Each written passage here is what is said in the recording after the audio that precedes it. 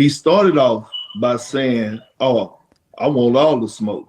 Motherfucker, no, you don't, because I could be the smoke. You don't want all the smoke, and you ain't doing nothing. So that's number one. You sitting up here calling everybody at ESPN don't get suspended, fools and idiots, and it's one way to be joking about it, but he had this aggressiveness about him. Like he was aggressive, hands shaking, lip moving, sweating and shit. And I'm like, bro, are you okay? To the point my wife was like, damn, who gets that mad over another man? Kendrick Perkins talks about his beef with Charles Barkley. Check out what he had to say, and then I'll come back with my comments. You know what? I've been waiting on this moment. Let's go. I've been waiting on this moment because crash out, Perk. While Charles Barkley went on this rant or whatever he went on, he was wrong in so many ways throughout that rant.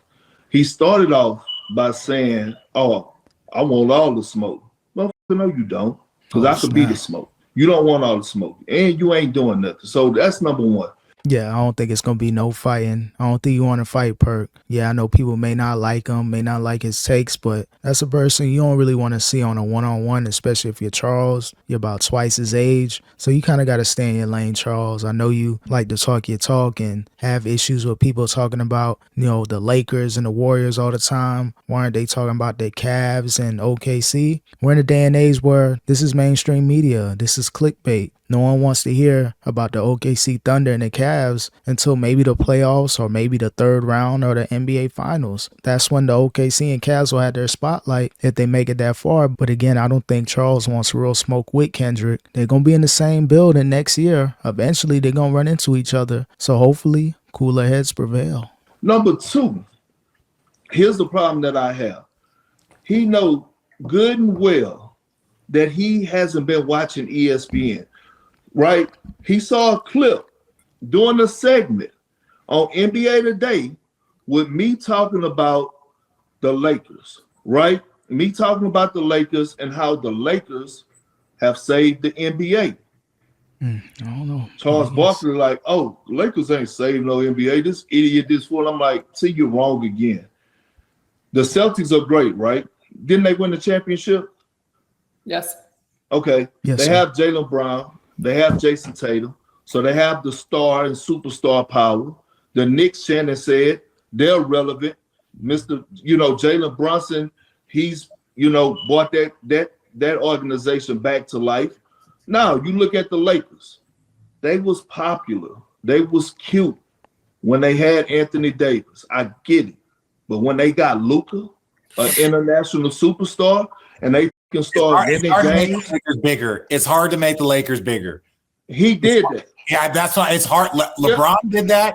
They're like, obviously, but Luka, he rose the Lakers, and that's hard to do. Yeah, no one's going to really make the Lakers even more relevant than they have been over the last 30, 40 years. Shaq, Kobe, Wilt, Magic, you name the legends, even LeBron if you want to throw him in the mix, even though he's not a Lakers lifer. But he's been there long enough. He kept the Lakers more relevant, especially after the down years with, Kobe's last few seasons. The Lakers, they were struggling. They were on mainstream TV and they weren't winning games, but LeBron definitely helped the Lakers out. 2018, 2019s throughout the 2020s. And then Luka kind of, brought them to that next level. They were kind of fading in irrelevance. Yeah, they were a playoff team. Yeah, you wanted to tune in when the Lakers were playing, but they weren't really going nowhere with AD and LeBron after that championship. So getting Luka Doncic, he did take the Lakers to the next level. Not saying that he saved the NBA, but he made the Lakers relevant. And when the Lakers are relevant, the NBA is in a great place.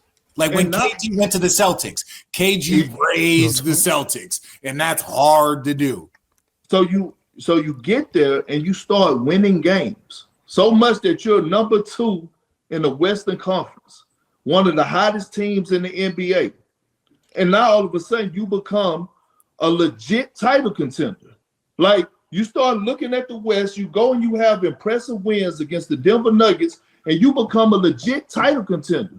Yeah, I ain't gonna lie, the Lakers, they're looking real good. They had a slight fall when LeBron got injured with the groin situation, but the last few games, they've been winning, and I think they're still contenders. Yeah, it's gonna be tough beating OKC. That's the team in the West. Then you got teams like Houston, Minnesota, even Denver. A couple handful of teams, your top 4, top 5, but the Lakers, regardless of their record, I think they're good enough to be a second seed in the Western Conference, even though technically they may end up finishing maybe 4 through 6, but still, no one wants to see the Lakers in the playoffs, and I don't think the OKC Thunder want to see the Lakers in the playoffs. So I ain't gonna lie, yeah, the Lakers looking real good. I wouldn't be surprised if they win it all. Now all of a sudden, people are like, hold on, it's getting towards the end of the season. You mean to tell me in June we could possibly see Celtics and Lakers?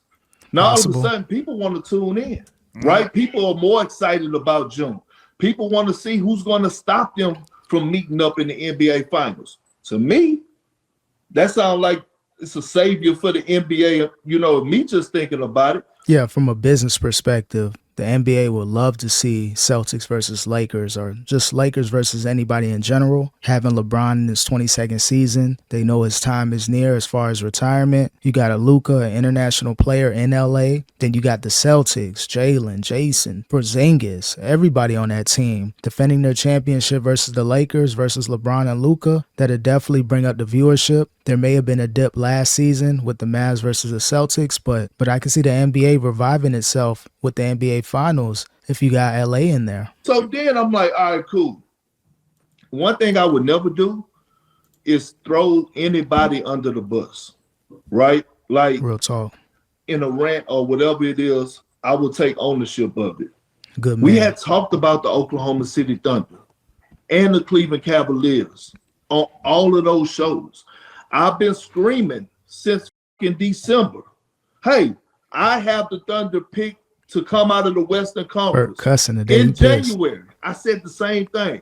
In February, I said the same thing. Way to go Here out we on a are in limb. March. Huh?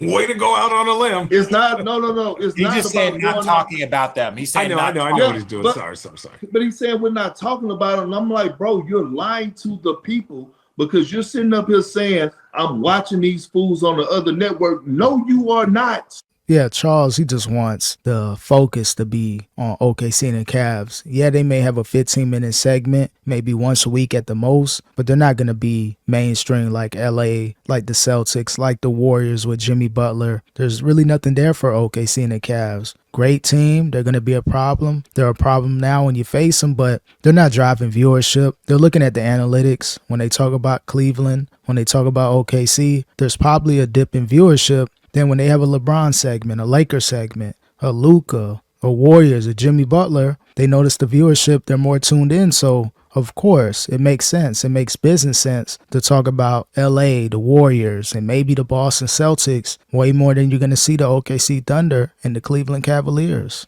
You saw one clip about the Lakers that went viral.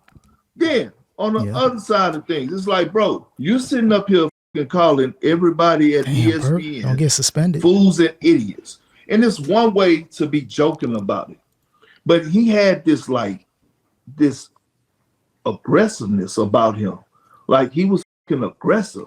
Hands shaking, lip moving, sweating and shit. And I'm like, bro, are you okay? To the point, to my point was like, my wife was like, damn, who gets that mad over another man? Charles, he's more of a authentic troll. He's still going to troll you, but with passion. He may have been serious, but at the same time, he's trying to get the clicks and views. He may not be on social media, but he knows what works on social media. Let me go off on my future employer, which is stupid on his part. I don't think you should really go off on people that you're going to be working for next season, but still, he wanted to pop off on Perk, pop off on Stephen A, even though he didn't say his name. So for him to go about it that way, it was head scratching. But again, Charles has a lot of leeway to pretty much do what he wants. As long as he's not going crazy or saying no outlandish type things, yeah, they're going to give him a pass. ESPN, they're not going to fire him because they know they need that package deal. They need the inside the NBA on ESPN. So yeah, Chuck going to say what he want to say, but still, eventually you're going to have to run into Perk in them hallways at ESPN.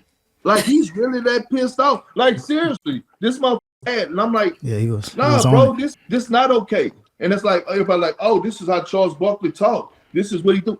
That, Yeah, he ain't like, having you it. got to have some type of awareness, bro, and some type of respect. By the way, you're going to be working at this network. By the way, if you think that you're going to change this network from talking about the Lakers or Golden State, LeBron and Steph, he done lost his damn mind. Yeah, it's not happening. Chuck, I feel you. I know you want to, change the media landscape, but you're pretty much on the outside looking in. You're on your way out. So, yeah, you may be the old man on the porch, but they're not changing their business structure. Talk about LeBron, talk about the Lakers, talk about the Warriors if they're relevant, and then everything else pretty much settles in place. That's like the baseline. That's like, where you got to talk about if you're on ESPN, if you're on these basketball shows, or just Sports Center. Just as a whole on the platform, they revolve around the Lakers, they revolve around LeBron, sprinkle in a little Bronny. Now you got Luka. Yeah, the Lakers are going to be talked about for the next 10 or 15 years as far as being mainstream relevant, and it's going to drive a lot of money, viewership, ad deals, everything. So Charles ain't changing ESPN. It's never going to happen.